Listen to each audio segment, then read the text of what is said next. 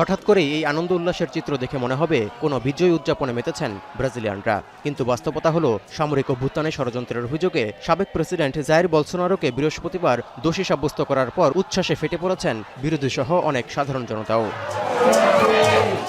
এ সময় করোনাকালে বলসোনারোর অব্যবস্থাপনার কারণে ৭ লাখের বেশি মানুষের প্রাণ গেছে বলেও অভিযোগ করেন অনেকেই। বলেন তাকে ২৭ বছরের কারাদণ্ড দিয়ে ন্যায় বিচার প্রতিষ্ঠিত করেছেন ব্রাজিলের সুপ্রিম কোর্ট।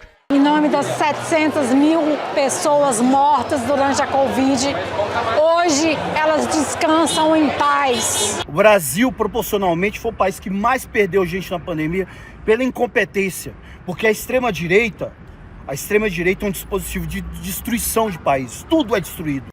২০২২ সালে নির্বাচিত প্রেসিডেন্ট লুইস ইনাসিও লুলা দা সিলভাকে ক্ষমতাচ্যুত করার ষড়যন্ত্র সহ ৫টি অভিযোগের সবকটিতে বলসোনারোকে দোষী সাব্যস্ত করেছেন সুপ্রিম কোর্ট। ৫ জনের মধ্যে ৪ জন বিচারপতি এই রায় ঘোষণা করেছেন। Fixo a pena final para o réu Jair Messias Bolsonaro em 27 anos e 3 meses, sendo 24 anos e 9 meses de reclusão. এই বিচারে অসন্তোষ প্রকাশ করেছেন জাইর বলসোনারোর ছেলে ও ব্রাজিলের আইন প্রণেতা এডুয়ার্ডো বলসোনারো।